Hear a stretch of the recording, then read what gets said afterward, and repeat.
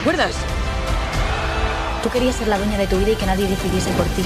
Pues lo has conseguido. Cumple el plazo o atente a las consecuencias.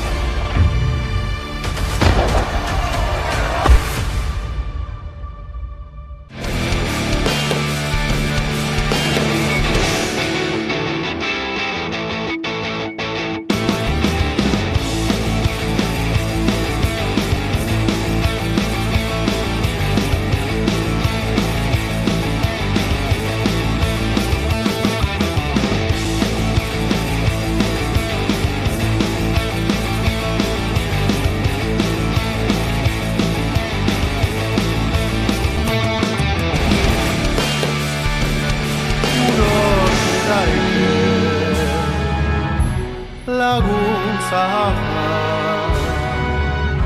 Zutondo batean utzirik kemena Dolurik bau Laguntza Lagosen azpian Bakartia Doinu bereziekin gatoz gizue bai gaurko saioaren azken txampa honetara Forbidden Colors diskoetxeak 10 urteko ibilbide egin du, baina badoaz, irailaren 13an egingo dute halako festatxo bat Bilboko Kafe Antzokian, eta tira, urteotan egindakoei begira hasi gara eta lagin txiki bat ekarri dizuegu, izan ere, ez dira ez nolanahikoak azken garaietan egin dituzunak. Eki Lambert, Ipar Euskal Herriko aktore eta musikariaren ezpata da ikusi berri duzuena, baina zenbat eta zenbat, besteak beste, Mise, Amorante, Josua Belenuar, eta beste hainbat izan direlako bertan izan direnak. Tira, guzti errepaso bat egin alizateko badakizue YouTube kanala badutela.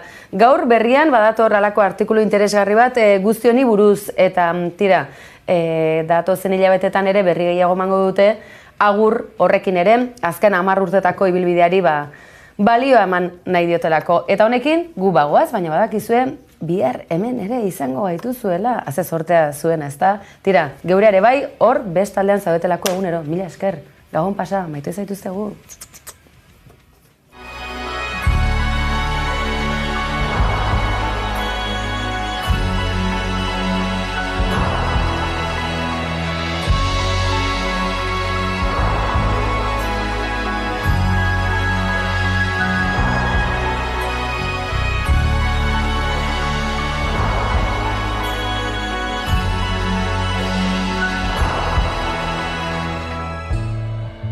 Irexede sakonena izan ote da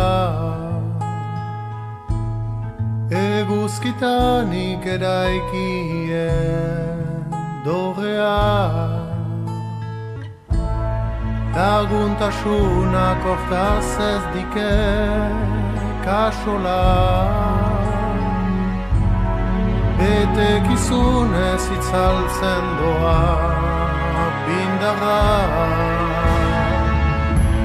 Urosintaike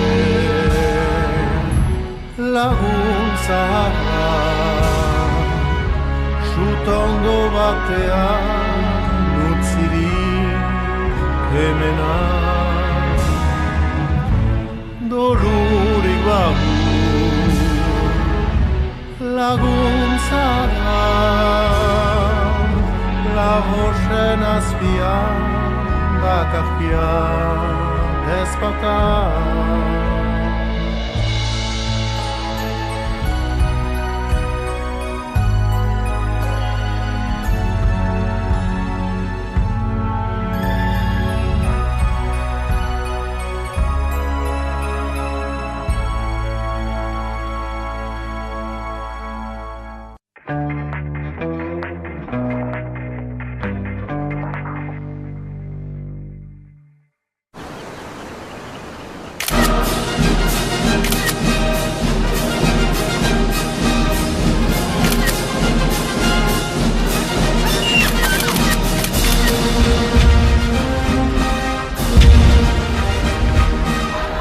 Aurtengo udan, denerako soluzioa duzu, Euskaltelek berriara dakarkizu. Samsung Galaxy S24 erabiltzeko erraza den adimen artifiziala duena, hilean 9 euro bakarrik ordainduta. Euskaltel, zer nahi duzu bihar?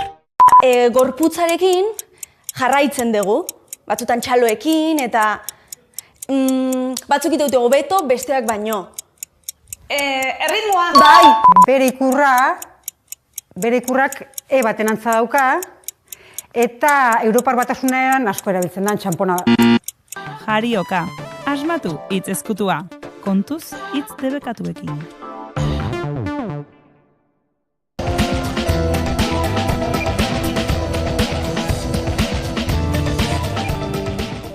Nafarroako gobernuak motibazio politikoko beste 19 biktima aitortu ditu Nafarroako torturatuen sareak jakinarazi duenez. Hala, jada 31 dira egindako aitortzak, apirilean egin zituzten lehen 12.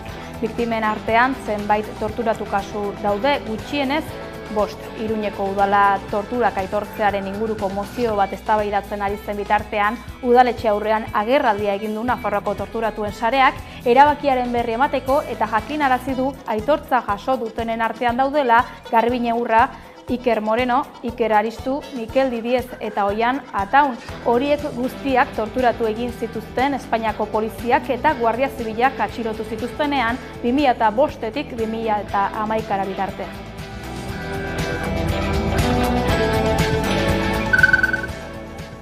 Amaitu dira Iñigo Urkullu buru duen Eusko Jaurlaritzaren agerraldiak.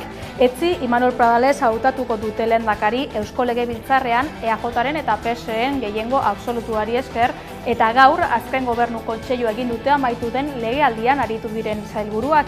Ezoiko bilkura izan da Bingen Zupiria bozeramaileak jakitera eman duenez kontseilu osteko prentsaurrekoan.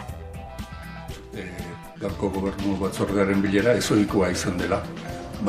Hoi ez ditugun gauza batzuk egin ditugulako.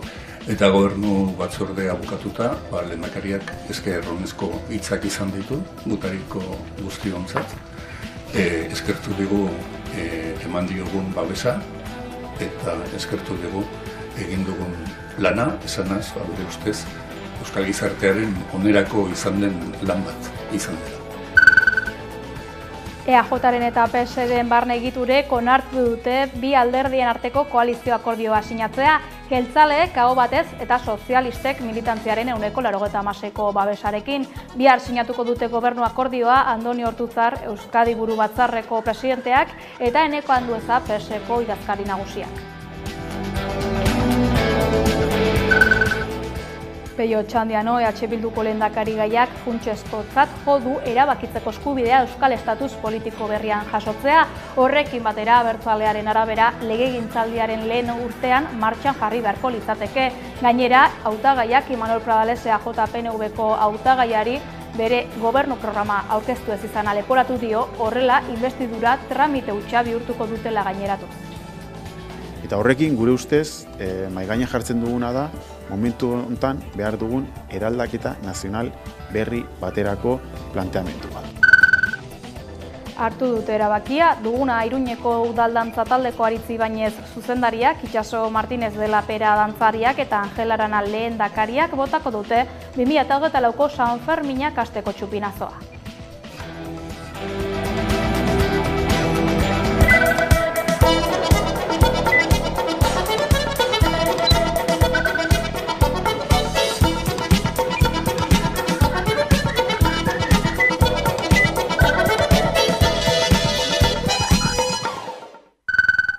Gabon eta ongi etorri, motibazio politikoko beste 19 biktima aitortu dituzten Nafarroan eta horien artean gutxienez 5 torturatuak. Halaber, tortura eta tratu txarren biktima izan diren pertsonen aldeko mozioan hartu dute gaur alderdien udalean. Irune Errejano. Iruñeko udalean tortura eta tratu txarren biktima izan diren auzokiden aurrean elkartasuna adierazteko eta aitortzeko mozio bat onartu da, PSN Zurekin Nafarroa, Gero Abai eta EH Bilduren bozkei esker. Estatuko segurtasun indarrek 1960-2011 eragindako torturatuen biktimak dauden Nafarroako 89 udalerritan mozioak onartu dira, eta Iruñean Nafarroan torturatu gehien dituen herrian zehazki 274 gaurko mozioarekin ia amaitutzat eman daiteke hildorretan egindako lana. Iruñeko udalean tortura eta tratu txarren biktima izan diren auzokiden aurrean elkartasuna adierazteko eta aitortzeko mozio bat onartu da, PSN Zurekin Nafarroa, Gero Abai eta EH Bilduren bozkei esker. Estatuko segurtasun indarrek 1960-2011 aldian eragindako torturaren biktimak dauden Nafarroako 89 udalerritan mozioak onartu dira, eta Iruñean Nafarroan torturatu gehien dituen herrian, zehazki 274, gaurko mozioarekin ia amaitutzat eman daiteke hildo horretan egindako lana. Mikel Sotok torturatua bileratik atera ostean balorazioa egin du. Destakatzeko da ere, EH Bildu, geroa bai, Kontigo Zurekin eta PSNek bozkatu dutela alde, eta UPNek esan egin du Caballero Andereak sinetzi egiten gaituela. Hau da, badauzkagu aukerak aurre egiteko, lehen esaten genuena, negazioaren zirrikituak ja apurtuta daude, ez dago jakeroz eta zailagoa da Nafarroan mantentzea tortura existitu ez danik, errealitatiuka ezin bat da, eta horrek aukerak ematen dizkigu aurrera egiteko justizia, erreparazioa, aitortzaren bidean, eta hori da gure ustez berriro inoiz gertatuko zaionaren berme bakarra. Iruñeko udaleko mozioaren emaitza modu positiboan baloratu dute. 2 urteko lan prozesua izan da. Aurkeztutako testua 73 udalerritan onartu da. Torturatuen 84,62 aitortza emanez. 34 udalerritan ordea ez dira onartu edo administrazioaren isiltasuna egon da. Hortaz, espero dute berandu baino lehen jabetuko direla bizi izandako errealitateaz. Azkenik, nabarmendu dute dagoeneko Nafarroako gobernuak lehen tortura kasuak onartu dituela. Horregatik, Nafarroan torturatutako pertsona guztiak lege horretara aurkeztera dei egin dute. Bi alderdietako buruek EAJaren Euskadi Buru Batzarreko presidente Andoni Ortuzarrek eta PSren idazkari nagusieneko Anduezak asteazken honetan goizeko 11etan izenpetuko dute koalizio gobernu osatzeko akordioa Eusko Legebiltzarrean. Ekitaldian, Imanol Pradales, EAJaren lehendakarigaiak parte hartuko du.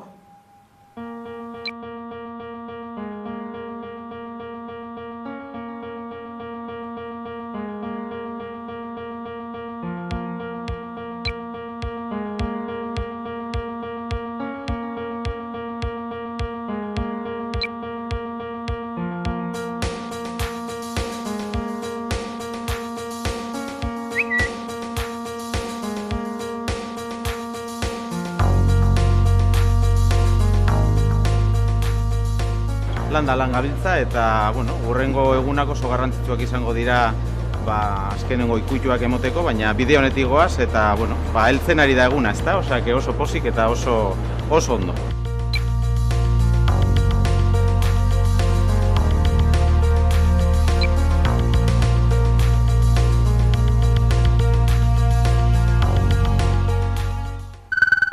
Etxe egingo da Eusko Jaurlaritzako lehendakaria izendatzeko inbestidura saioa Eusko Legebiltzarrean eta okerrik ezean Imanol Pradales jeltzalea hautatuko dute EAJaren eta PSren aldeko botoekin. Peio Txandianok ere hautagaitza aurkeztea erabaki du, ordea arduragatik eta iritzita erronkei erantzuteko eta garaiak eskatzen dituen eztabaidei heltzeko beste gobernantza eredu bat posible eta ezinbesteko direla. Osteguneko inbestidura saioan aurkeztuko duen programaren puntu garrantzitsuenak aldetu ditu gaur Gasteizen, kazetariekin egindako bilkura batean.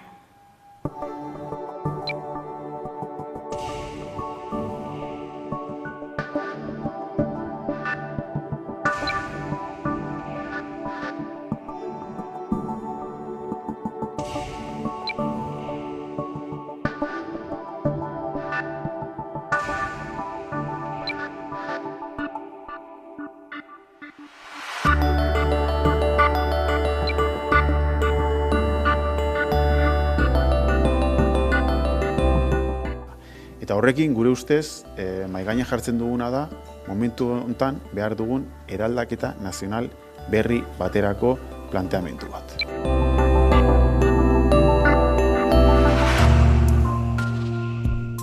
Puntua gure ustez daukagula autogobernu bat erosinatua, kamustua, azken urte luzetako rezentralizazio prozesu baten ondorioz. Loapatik hasten dena eta auzitegi konstituzionalaren sententzien bidez garatu dena.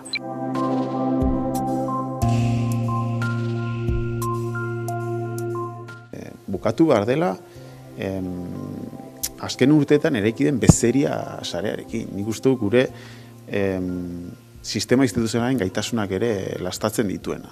Eta behar dugu administrazioa gaitasun altukoa, eta horretarako aldaketa asko behar dira administrazioan, baina bitako bat bada, bezeria sare horiekin apurtu egin behar dela.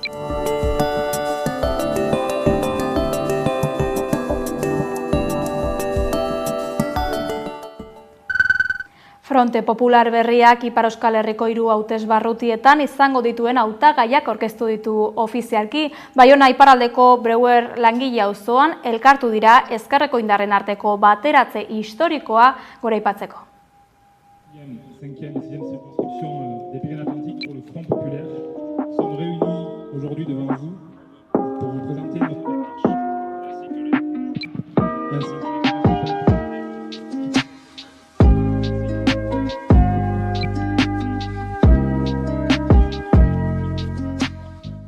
Esperantza bozka bat gira. Hori gure batasun hori adierazi denetik, mezuak etortzen dira ehunka, eganez azkenean lortzen da batasun bat, azkenean lortzen da esperantza bat, hainbat urtez uste dut jendea kontra bozkatu duenik hemen lujalde untan, babesteko zerbaitetaz, norbaitetaz edo eta hor aldiz, hor bada beste sortzen da alternatiba bat, lujaldeari lotua eta baita ere Parisen aukera bat baduena. Eraikitzeko beste gizarte bat eta esperantza hortan da.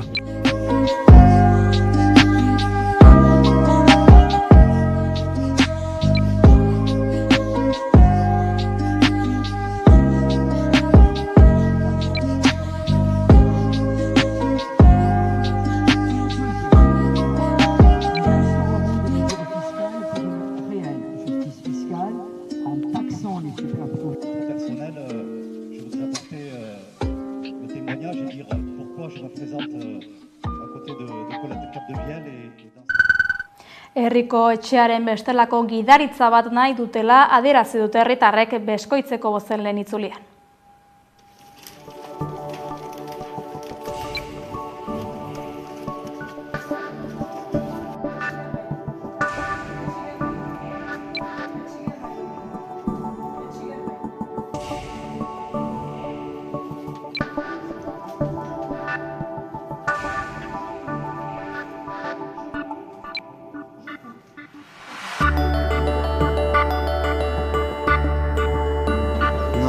Vous voyez les résultats, on est premier, donc l'alliance, quand on est premier, un peu plus difficile.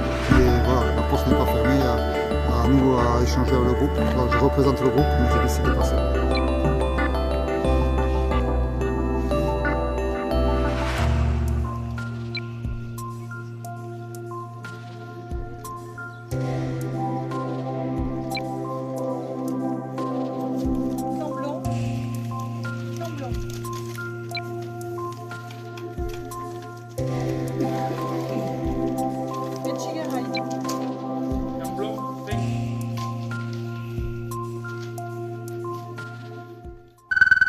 Nafarroara goaz bueltan Irunez, zer iragarri du Iruñako udalak? Iruñeko udalak adinekoen lehen udal zentroa jarriko du martxan. Iruñeak horrelako zerbitzuak ditu, baina ez daude udalaren menpe. Erakunde pribatuek edo Nafarroko gobernuak kudeatzen dituzte.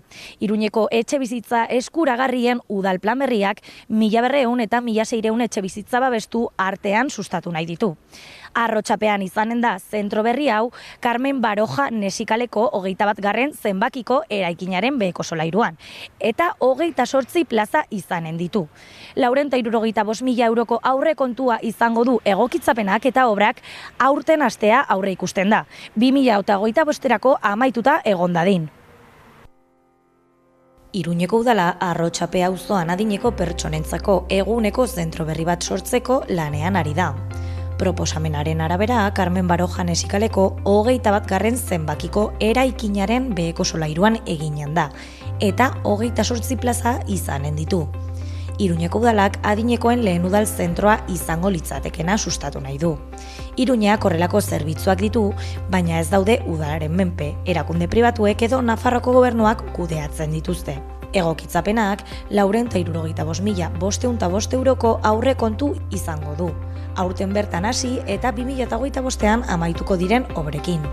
Nafarroko gobernuak sustatutako diru laguntzen deialdira aurkeztu den proiektu baten memoria baloratuaren xehetasunak aurkeztu dituzte.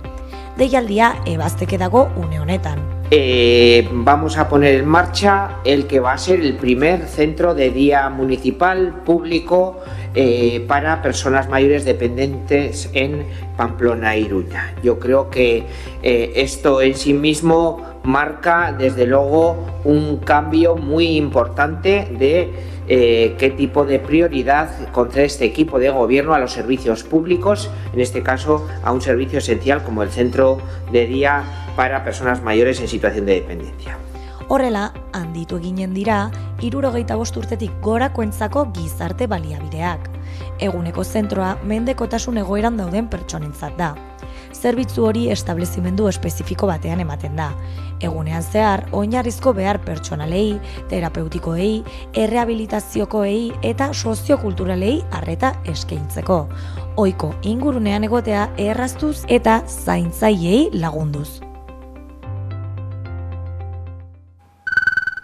Legorretara goaz, Legorretako herria antzokian pasaden larun batean Euskal Herriko txoko ezberdinetako 60tik gora hautetsi eragile eta energia komunitateetako kide elkartu ziren udalbitzak antolatutako energia komunitateak harreman sareak ehuntzen topaketak erakarrita. Udane Arbeolan kidea izan zen bertan. Udalbiltzak energia komunitateen inguruko topaketa antolatu du Legorretan eta harreman sareak ehuntzea aritu dira.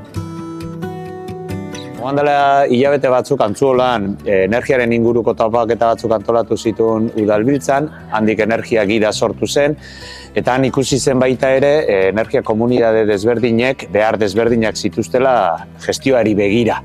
Piskat horri erantzutea dator gaurko topaketa hauek eta etorkizunean Euskal Herri mailako sare bat osatzea, energia komunitateak erdian egongo direnak, baino energiaren inguruan bueltan dabiltzazen aktore desberdinak ere jasoko lituzkeen sare bat. Herrian eta herriarentzako sortutako komunitate energetikoak ezinbesteko iruditzen zaigu eskualdeko perspektiba baten aritzea, bai indarrak elkarbanatzeko eta guztia pixka bat saretzeko. Komunitate energetikoak herritarrengandik sortutak diren ekimenak edo ekintzak direnez, sostengua beharra dago, komunitate ezberdinen arteko elkarlana sustatzeko, jakintza ezberdinetako ekosistema bat sortu beharra dugu, ehuntzen joateko, elkarlan hori eta aurrera jotzeko herri bezala eta tresnak sortzeko, herritarrei laguntzeko bide horretan. Nik uste dut energia komunitateen saretze bat oso importante izango litzakeela, komunitatea erdigunean daukien transizio energetikora sujeto gakuek dielako, eraberien pixka eta ahulak dielako, eta saretzek eskaini alduzkulako proiektu senduago batzuk, baliabide partekate batzuk, eta segurutik eraginkortasun handixo baterako hainbat aukera. Iparraldean kasuan, jada bada 10 urte lanean ari garela, INR-en barnean, eta azkenean esparru ezberdinetan lanean ari gara saretzeko, bai sorkuntzan elektrikoki, baina termikoa ere bai, egurra erabiliz. Azken urteetan sortu dugu ere bai autopartekatu kooperatiba bat, beraz ikusten dugu azkenean esparru ezberdinetan lan eginez, komunitateak eta kooperatiba bakoitzeko kideak haien artean uztartu ditzazela proiektu berriak. Osakidetzako lehen arretan urtean 180 egunetan murrizketak daudela salatu du ELA sindikatuak eta nabarmendu du osasunetxeen itxierak eta ordutegi murrizketak 10 zentrotatik 6 eragingo dietela.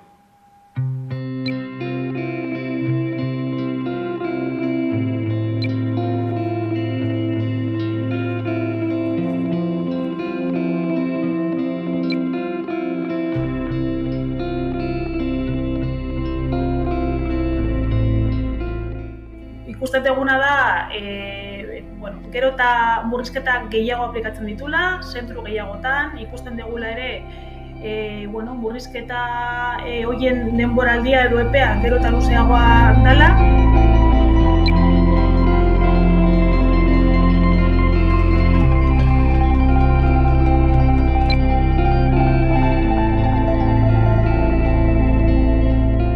Osakidetzak onartu digu udan 1000 txanda inguru egongo diela kubritu gabe EAG hoietan, ambulantziak ere badauzkagu medikurik gabe, eta uda hontan irekita mantenduko dian osasun zentrutan ere ez dago bermatuta ekipoa osorik egongo dela. Balorazioa egiten badin badugu, orain dela 4 urte baino okerrago gaudela, argi eta garbi, arazo gehiago dauzkagula, eta gobernu berriari benetan eskatzen dioguna dela, behingoz plan estruktural bat jarri bezala mahai gainean, estrukturalak diren ere arazoei konponbide bat emateko. Indarrean sartu da Bilbon emisio gutxiko eremua ezartzen duen araua. Herritarrek oro har ados daude neurriarekin, baina zalantzan handiak dituzte oraindik eta informazioa falta dutela diote.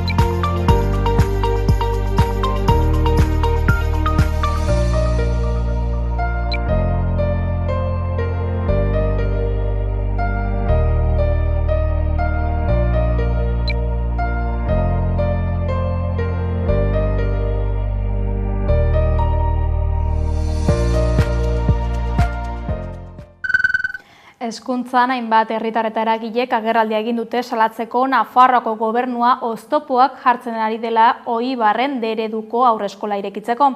Irune, konta iguzu. Hezkuntza departamentua Oibarren euskarazko haurreskola zabaltzeko trabak jartzen ari dela salatu dute hainbat eragilek.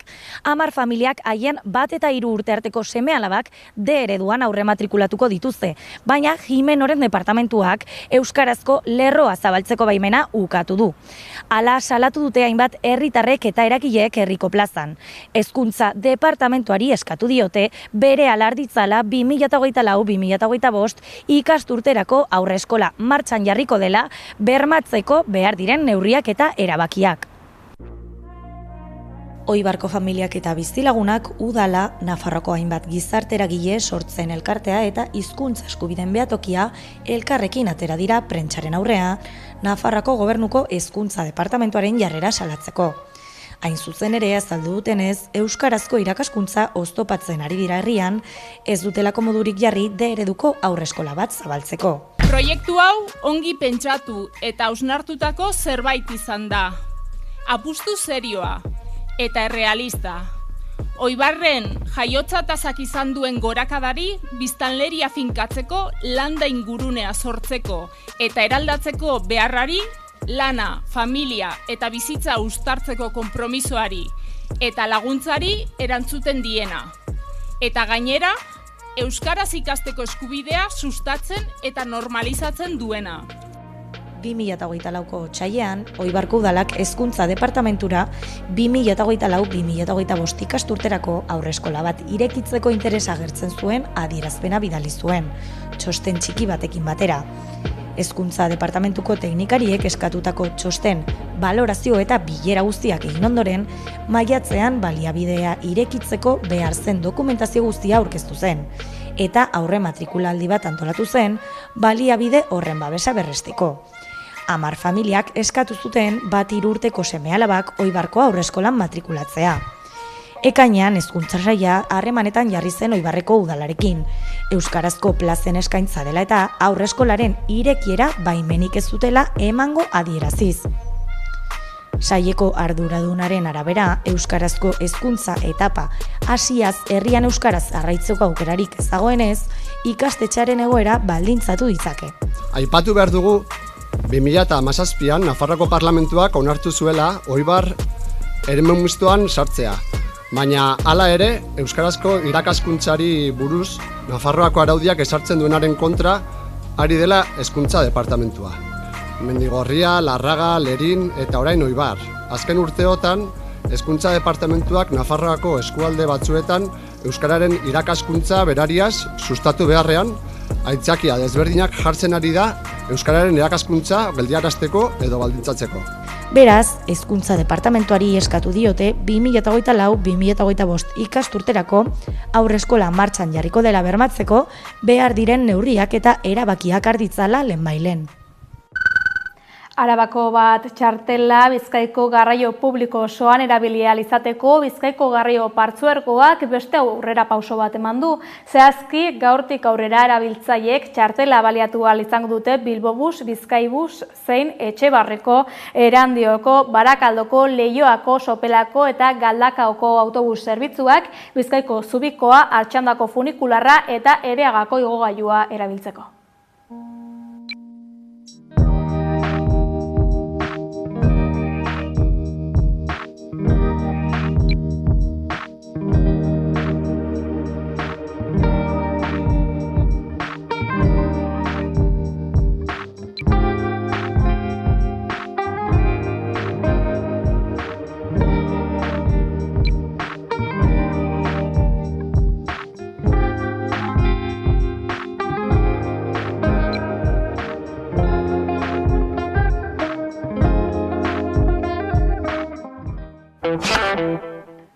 Langileen aldarrietara egingo dugu salto, Arabako hezkuntza aisialdiaren eta animazio soziokulturalaren sektoreko langileek greba deitu dute lan baldintzak hobetuko dituen hitzarmena lortzeko asmoz. 3 eguneko greba deialdia egin dute ELA eta Komisiones Obreras sindikatuek Arabako hezkuntza aisialdian eta animazio soziokulturalean. 2022tik iraungita dagoen hitzarmena berritzea aldarrikatuko dute. Asteazkenean, hitzarmena negoziatzeko mahaia elkartuko da berriz ere. Aurrera pausorik ez egotekotan, ekainaren 24, 26 eta 28an greba egingo dute langileek. Sindikatuek salatu dutenez, azkeneko 2 urtetan 12 alditan bildu badira ere, patronalak ez ditu gutxieneko baldintzak onartu. KPIaren araberako soldata igoerak, lanaldiaren murrizketa edota kontziliazioa eta egonkortasuna bermatzea aldarrikatzen du alde sozialak. Patronalak langileen prekarietate egoera gainditzeko gutxienekoak onartzen ez dituela salatu dute. Gauzak horrela, asteazkenean egingo den bileran akordiorik egonezean, Arabako ludoteka, parketxe, liburutegi eta museoetako langileek 3 eguneko greba egingo dute ekainaren 24, 26 eta 28an. Elako 750 militante parte hartzen ari dira sindikatuak antolatutako jardunaldietan negoziazio kolektiboko urratsak zehaztu eta bidezko trantsizio ekosozialerantz pausoak emateko. Hala azaldu dute gaur prentsaurrekoan Michel Lakuntzak, Mikel Nobalek eta Ainara Plazaolak. Trantsizio ekosozialerantz daraman bidean, elak hitzarmenen negoziazioetara 5 aldarri eramango dituela erabaki du egun hauetan gaiari buruz egiten ari den batzarrean. Euskal Autonomia Erkidegoan eta Nafarroako gobernuan politika publiko konkretuak, inbertsioak eta erreforma estrukturalak exegitu dituzte.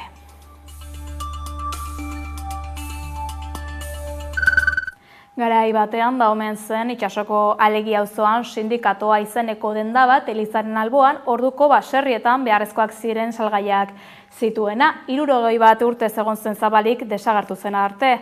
Bada ateak ireki ditu berriz eta ez da ohiko denda bat izango, autonomoa izango da. Itsasok irabazi asmori gabeko lehen denda ireki du Gipuzkoan. Duela urte batzuk itsasoko herria bere etorkizuna nolakoa izan ziteken irudikatzen hasi zen. Plan horien baitan zuten Alegi auzoan inauguratu berri den denda. Hemen proiektu honetan jende asko lan egin du, ilusio askorekin, eta iritsi da eguna eta hori da importantena.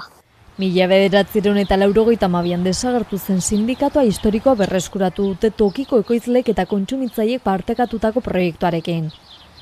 Autozerbitzu sistemaren bidez saltzailerik gabeko denda da, norberak bere produktuak eskuratuko ditu eta online ordaindu.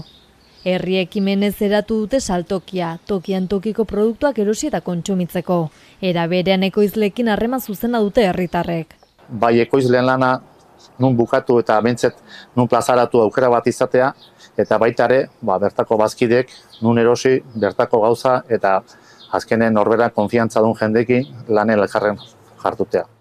50 bat bazkide dira dagoeneko, horiek kudeatzen dute bertako funtzionamendua, baina salmenta zuzena eta autonomoa da, digitalizazioan eta konfiantzan oinarritzen dena.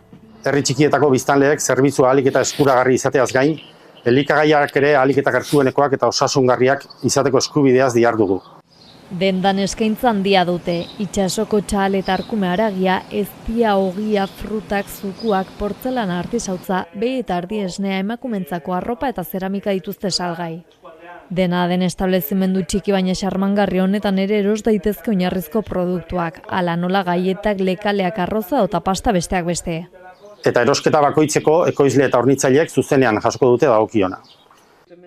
Aste hau froga modura erabiliko dute eta hilaren 24tik aurrera sistema martxan izango da, norberak atea ireki eta erosketa modu autonoman egiteko aukerarekin. Inaugurazioan azpimarratu dute honelako ekimenekin herri txikiek indarra izaten jarraitzen dutela, eta itsasonez dela herri sentimenduri galdu.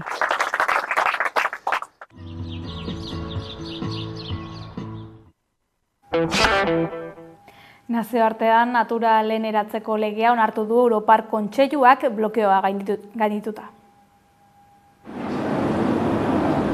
Europako Kontseiluak formalki onartu du natura lehengoratzeko araudia, 3 hilabeteko blokeoaren ostean. Lege honen helburua neurriak ezartzea 2030erako gutxienez, Europar Batasuneko lehorreko eta itsasoko eremuen 20% berreskuratzeko eta 2050erako leheneratu behar diren ekosistema guztiak lehengoratzeko. Araudia klima aldaketa eta hondamendi naturalen ondorioak arintzea du helburu. Nazioarteko ingurumen konpromisoak betetzen eta Europako izaera berreskuratzen lagunduko dio Europar Batasunari. Helburutza dute ekosistema degradatuak birsortzea, klima eta biodibertsitate helburua lortzen laguntzea eta elikagaien segurtasuna hobetzea. Baina helburu orokor horiek lortzeko estatukide gutxienez, lege berrian jasotako habitaten 30% leheneratu behar dute egoera txarretik onera igaro daitezen 2030ean. 160 igoko da 2040ean, eta 190 2050ean. Baina kontuan izan behar da Europako habitaten 180 baino gehiago egoera txarrean daudela. Legea behin onartuta esan nahi du 27 herrialdeek natura berreskuratzeko politika komuna izango dutela. Ildo horretan behin eremu bat egoera honean dagoenean, Europar Batasuneko herrialdeek modu nabarmenean ez hondatze zainduko dute. Era berean legeak eskatzen du baso ekosistemetan hainbat adierazleren bilakaera positiboa izatea, eta 3.000 milioi zuhaitz gehiago landatzea. Estatukideek halaber gutxienez 25.000 kilometro ibai ibilgu libre bihurtu beharko dituzte, eta bermatu beharko dute ez dela galduko hiriko berdegunen eta hiriko zuhaitz estalkiaren nazioko azalera osoa. Loraldiaren sormen astea ospatuko da Lekeition, ekainaren 24tik 29 bitartean gaiaz hitz egiteko gurean dugu Amaia Ozerin, Loraldiako bozera. Amaia, kaixo Amaia? Kaixo. Asteko lehenik eta ben konta iguzu zer den sormen aste hau eta zer den antolatu duzuena? Bueno, hirugarrenez Loraldia heltzen da Lekitxora eta udako hasieran 3 urte hauetan planteatzen duguna da kultur sormenaz betetako 11 ekintza, kasu honetan 5 egunez 5 ekintza ezberdin izango ditugu, eta apur bat ekarri nahi izan dugu gaur eguneko euskal kulturak eskaintzen dituen proposamen ezberdinak eta anitzak, Lekitxora hurbildu, eta izango da literatura, musika, dantza, bertsolaritza modu berezian izango da, apur bat denetarik. Arlo ezberdinetako kultura gaiak landuko dituzue beraz. Esan bezala, 5 egunez 5 ekintza egingo dituzue, zeintzuk dira eta noren eskutik? Lehenengo egunean, ekainaren 24an, literatura eta musika uztartzen duen odola kantari proposamena izango dugu, Nahi Elorriaga eta Josu Aurrekotxearekin. 25ean, Garik eskainiko du kontzertu bat bakarkakoan, asko galdetu digute, baina taldean joango da, kasu honetan bakarka. 26an Maialen Lujanbio etorriko da R performantzarekin, bertsolaritza eta hitza uztartzen duen proposamen berezia da. Hurrengo egunean Anarik kontzertua eskainiko du, bera bakarrik etorriko da baita ere, eta 28an nolabait sormen astea bukatzeko estrenaldi bat izango dugu. Proposamen oso berezia, dantzaz konpainiak estreinatuko du Itsasmina da zinema dokumentala eta baita ere koreografia bat, bi proiektu, bi formatu ezberdinetan uztartuta. Eta esan bezala estreinaldia izango da.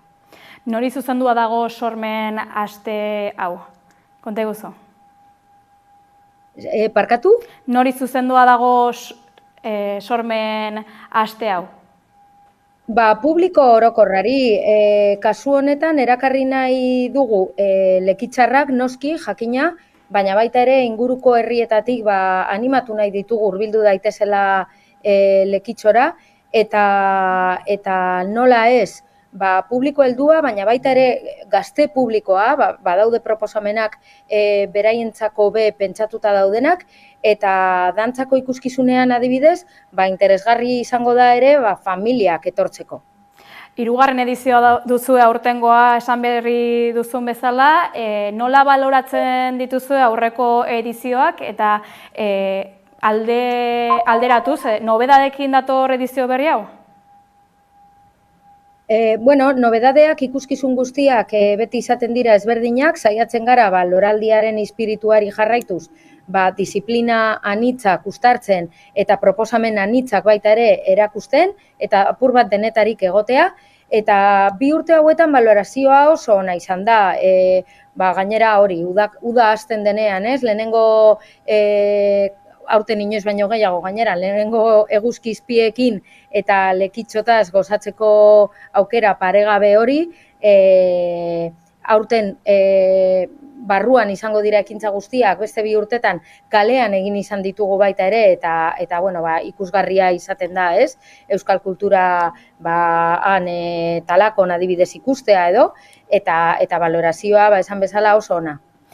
Eta euskal kultur ekitaldi hauetan parte hartzeko edo ikuskizunak ikusteko, zer da egin behar dena? Loraldia.eusen sartuta, hor badago aukera sarrerak eskuratzeko, doakoak dira ekintza batzuk, adibidez lehenengo egunekoa, baina baita ere gometatzen dugu sarrera aldez aurretik hartzeko, eta besteetan ere posible bada aldez aurretik hartzea, asko sobe, gero iarak ez egoteko eta abar. Eta azkenik bada herritarrei esan nahiko zenieke zerbait, herritarrak animatu nahiko zenituzke?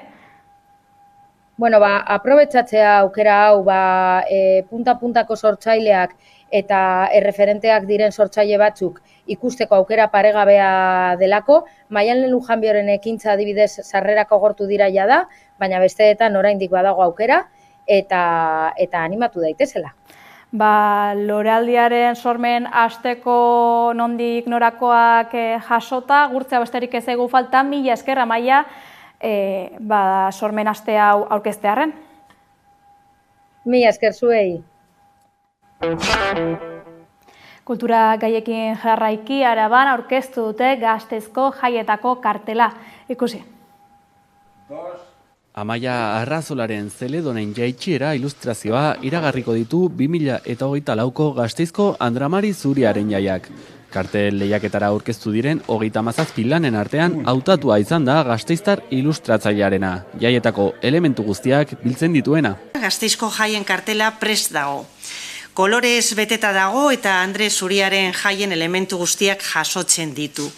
Eta nor da kartelaren autorea? Bueno, pues Amaia Arrasola Otadui. Aurrek zein helduek kartelarekin bat egitea izan da egilaren asmoa. Edonork bere burua ordezkatuta ikusi ahal izatea nahi zuen, eta irudi transbertsala sortu du. Creo que de lo que más puede representar para mí las fiestas es ese momento de la bajada del Celedón, ¿no? Que es cuando comienza todo.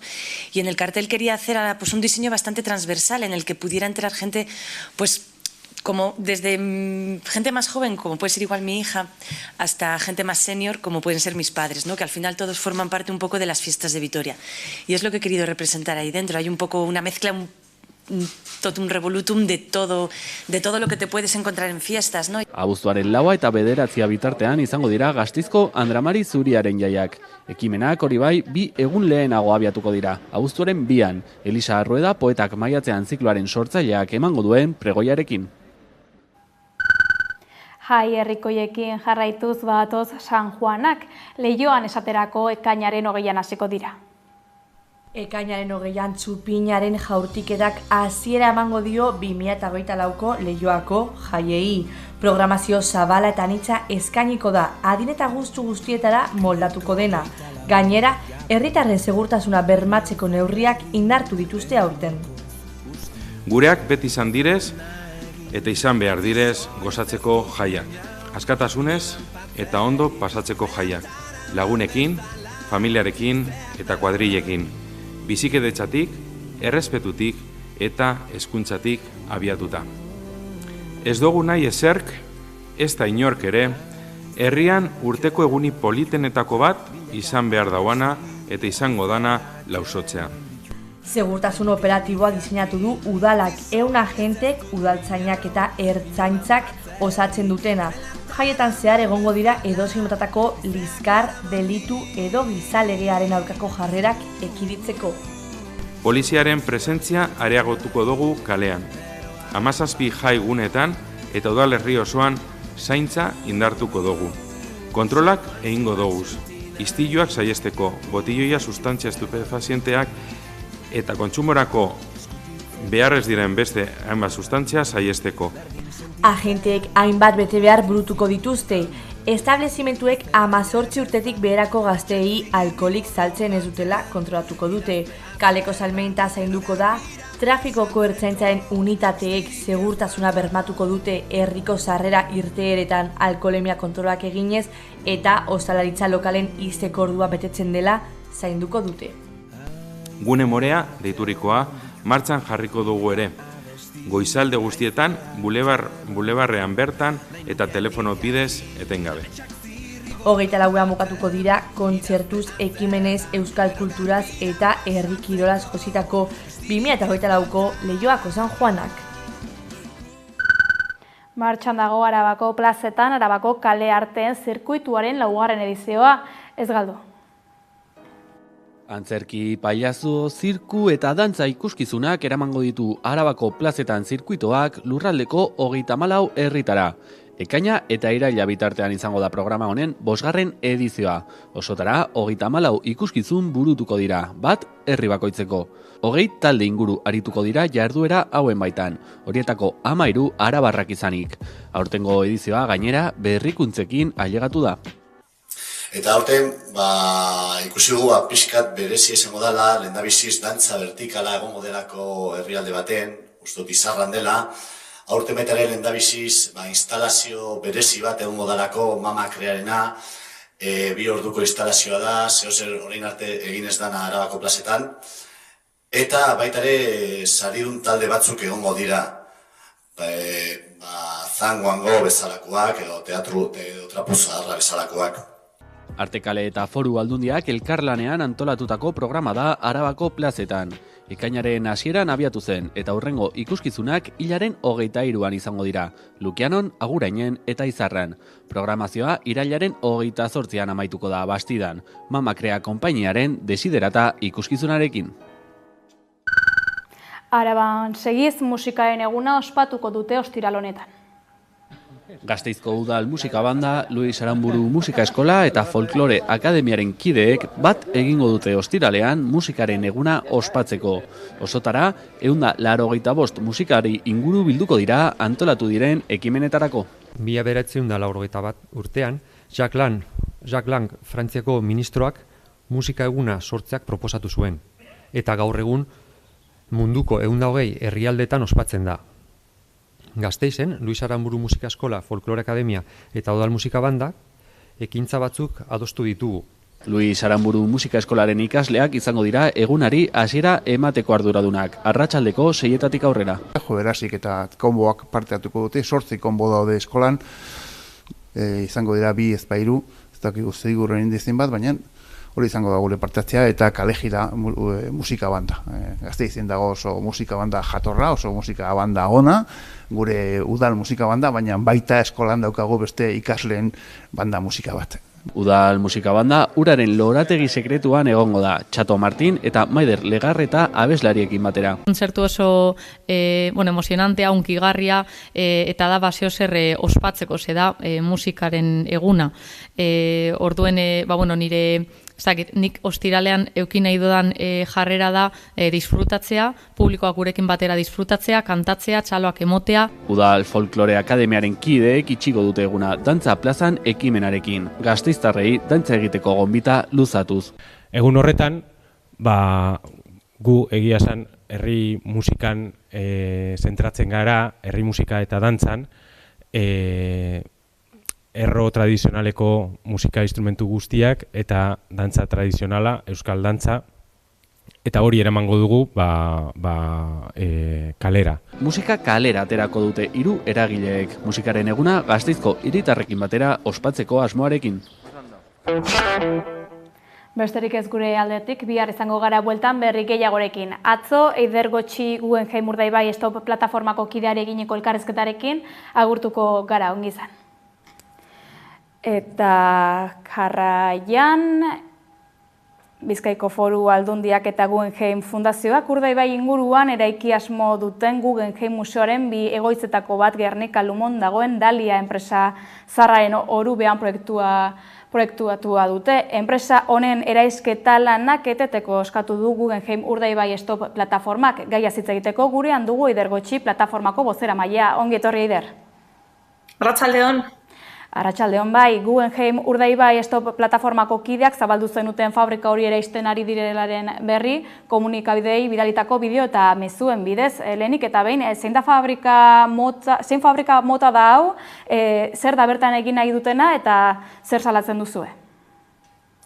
Dalia zarratuta dagoen fabrika bat da. Bere garaian kubertera bat zan, eta metalastunekin lan egiten zuen. 77. urtean Europan mailan produzio handiena zeukan enpresa zan, baina 10 urte beranduago lurjo eban. Orduan, zorretan sartu eta Aldundiak bere egin zuen. Orduan, 80. hamarkadatik aurrera Aldundiaren esku dagoen fabrika bat izango litzateke. Orduan, bizkaitar guztiona den fabrika bat izango da. Bizkaitar guztiona den fabrika bat dela diozue eta metal astunekin lan egiten zuena. Orduan, eraisketa egiterako orduan, ingurumen eta bideragarritasun kontuak ere erreparatu beharko direla uste duzu, ezta? Argi dagoena da, guk eskatzen gaituna da ez egiten ari diren garbiketak. Baizik eta garbiketa horien helburua zein den. Azkenean, Euskadiko azalerari begiratzen badotzagu, badagor elkarte publiko bat, Eusko Jaurlaritzarentzako lan egiten duena, ingurumenaren kudeak eta sarduratzen dena, IOBE, eta IOBek 2020. Urtean txosten bat atera zuen, eta txosten horren arabera esaten zuen Euskadiko azaleraren 1,3% kutsatuta zegoela. Dalia bezala ze. 12.946 partzelaz berba egiten zuen. Orduan, guk eskatzen gaituna da, partzela hau, Daliari dagokion partzela, kutsatuta dago eta garbitu beharra dago, baina Euskadin honen moduko hainbat eta hainbat daude. Kontua da, zergaitik aukeratu dute Dalia? Guk argi daukagu, Dalia aukeratu dute, Dalia Guggenheim Urdaibai proiektuaren lehenengo sedea kokatu nahi duten tokia delako. Orduan, museo hori eraiki ahal izateko, azpiegitura batzuk antolatu behar dira, eta hauze izango litzateke eman beharreko urratz bat, eta horrek eskatzen gaitu. Azken baten, 2 urteko hausnarketa bat egitekotan gelditu zen Urkullu urtarrilaren 22an, etzan berekin egin zuen agerraldian, eta ikusten duguna da, hemen ez dagola hausnarketarik eta hemen ez dagola etenaldirik. Hemen administrazioetan desbrozearekin jarraitzen dute, eta hori da ikusten ari garena. Eraisketa honekin proiektu aurrera doala dirudi, proiektuak eraldaketaren eta jasangarritasunaren referente global izateko eta industria hondakin horiek proiektu bakar eta berritzaile bihurtzeko asmoa iragarri zuen, aipatu berri duzun Elisabete Etxanobek iazko maiatzean. Hala ere, fabrika hau industria hondakina bezala deitu zuen Elisabetek, zuek diozu ez dela horrela, ez da industria hondakin bat?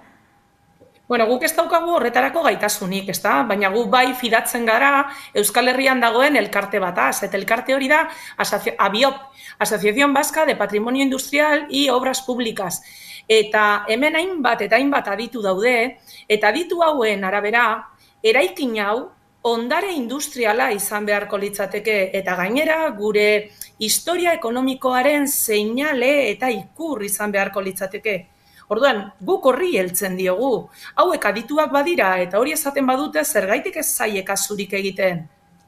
Orduan, hori da guk zabaldu nahi duguna baita be, ezta? Azkenean, Daliak badaukala bere historia ekonomikoa eta hori kontutan eduki beharko litzatekela. Era berean, hauteskundeak izan ziren orain dela gutxi, eta hauteskundeetan ere AJak Gernikan egin zuen agerraldian, aipatu zuen Gernikan egingo den proiektuaren berri, nola baloratzen duzue esandakoa eta baita orain egiten dabiltzana? Bueno, azken baten egiten dutena eta esaten dutena ez dator bat. Ze publikoki proiektu de nazion bezala saldu zigun hau itsaso atutzak, eta gero entzun genduen nazioaren arduraduna den Urkullu lehendakaria esaten proiektu hau ez zuela ezagutzen, eta proiektu honi dagokion gestinoa ere ez zuela ezagutzen. Beraz, alde batetik esaten duten eta egiten dutena ez datoz bat. Orduan, horrek kezkatzen gaitu. Gero, oindala hileta erdi inguru, esan ziguten beste komunikabide bat erabiliz, plan sozioekonomiko bat proposatuko zutela eskualdearentzako. Eta plan sozioekonomiko horren barruan, 6 proiektu traktore proposatzen zirela. Proiektu guztiak anonimoak. Batak be zeukan izenik ez zehaztasunik. Guk argi daukagu proiektu horietako bat Guggenheim Urdaibai izango dela. Ez duguna ulertzen da zelan olako plan bat 7 hilabetetan burutzeko epe batean proposatzen den. Eta hori da proposatzen digutena. Gero esaten digute plan hori egiteko partaidetza, kontsentsua, eta olako hitz potoloak erabiltzen dituzte. Baina ikusten duguna da, fabrika bat botatzen hasi direla, eta ez dagoela inongo informaziorik, ez da kontsentsurik. Orduan, horrek kezkatzen gaitu. Ez gaitu kezkatzen fabrika hau garbitzen egoteak, garbitu beharra dago. Hamarkadak daramatza kutsatuta eta herritarrak hamarkadak daramatzate kutsadura honekin bizitzen. Beraz, guretzako berri on bat izango litzateke olako partzela guztiak, fabrika guztiak garbitzeko intentzioa izatea. Kontua da zein helbururekin egiten diren garbiketa hauek. Lurzoruaren kalitate txosten bat egiten denean, txosten hori egiteko jakin beharra dago zein den etorkizunean lurzoru horri emango jakon erabilera. Eta hori da hemen falta zaiguna. Kalitate txostena badago, baina emango zaion helburua lurzoru horri ez, eta hori da publikoki esan beharko luketena. Informazioa falta da orduan zuen ustez, informazio publikoa izan beharko lukeena. Bai, eta ez gure ustez bakarrik, Maiatzaren 29an, Gernikako udalean egon ginen, ze gure plataforma mozioak sartzen ari da Busturialdeko udaletxe guztietan. Mozio honetan gauzatxo bi eskatzen ditugu, alde batetik proiektu hau bertan bera gelditu daiten, eta beste alde batetik plan sozioekonomiko serio bat egin daiten, eskualdeak dituen beharrei erantzuteko, beti be, udaletatik protagonismoa hartuz eta udaletatik proposamenak eginez plan honen oinarriak jartzeko. Hau Gernikara eraman gendunean, maiatzaren 29an, hango alkatea den Jose Mari Gorroñok esan zigun berak ez zuela proiektu honen inguruko informaziorik. Proiektu honi kontsentsua falta zitzaiola, proiektu honek ez zuela ingurumen txostenik. Orduan, olako dudak badaude proiektu honen inguruan, guk ez duguna ulertzen herritar bezala da, zergaitik Gernikako udalak lizentzia bat sinatzen duen eraikin hau eraisteko. Edota zergaitik Gernika, Murueta edo Foruko alkateek hitzarmen supramunicipal bat sinatzen duten aldundiarekin batera, non aldundiari eskumen guztia ematen zaion, herri hauetako apoak, plan urbanistikoak aldatzeko, helburu bakar batekin, proiektu honi bideragarritasuna egiteko. Hori da ez duguna ulertzen. Informazio falta badago, zergaitik ematen dira olako urratsak. Itxaron dezagun, egin dezagun benetako hausnarketa bat. Eta informazio guztia mai gainean dagoenean, hasi gaitezen balorazioak egiten. Guk argi daukagu. Baina dudak dituen jenteak zergaitik ematen ditu urrats hauek. Eta gainera, herritarron ordezkariak direnean. Ez dugu ikusten hori ondo eginda dagoen ekintza bat denik. Proiektua lehen bailen egin nahi dutela esango zenukete orduan? Markatu ez dizut ondo ulertu? Proiektua lehen bailen egin nahi dutela esangote zenuketen. Bai, argi dago, guretzako ez dakigu zelako prisa sartu zaien, baina hau egin nahi dute, hauteskunde aurretik izkutuan eduki dugu, ez da mugimendurik egon, baina momentu honetan, ikusten duguna da, korrika baten ari direla proiektu hau aurrera eramateko.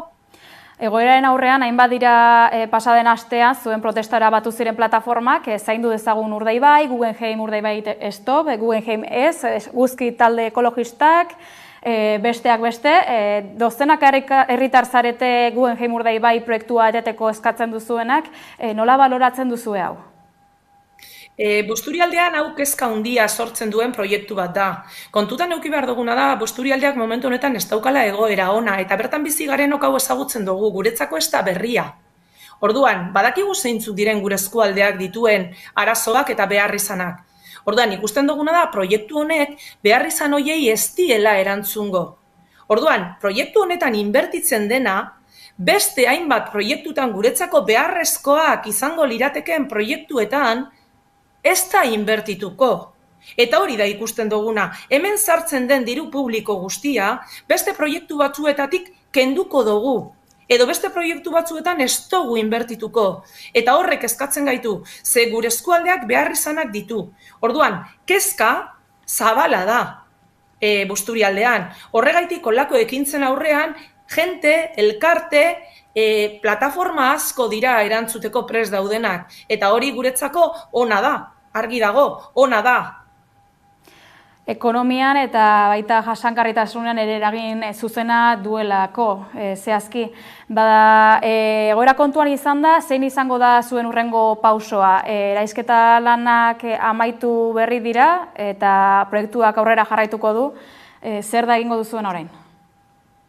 Bueno, eraisketari jarraipen egiten egongo gara, orain arte egin dugun bezala, eraizten hasi aurretik jarraipena egiten egon ginen, ziurtatu arte benetako eraizketa bat zala, eta horrekin jarraituko dugu. Eta gure ekintza arruntekin jarraituko dugu. Azken batean, herritarrak informatu behar dira, eskualdean bizibilitatea emon behar zaio arazo honi, eta herrietako jaizetan antze egongo gara, gure materialarekin, gure informazio horriekin, eta horrekin berdin jarraituko dugu.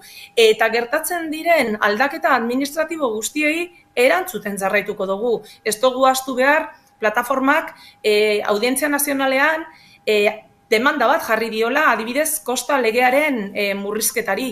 Beraz, olako ekintza administratiboak legei moldaketak egiten jarraitzen dutenean, guk erantzuten jarraituko dugu. Orden, hori izango da gure hurrengo urratsa, hori izango litzateke.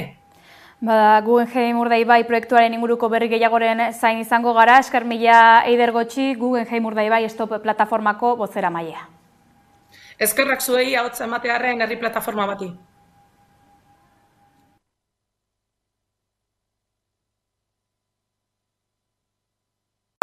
Gorputzarekin jarraitzen dugu, batzutan txaloekin eta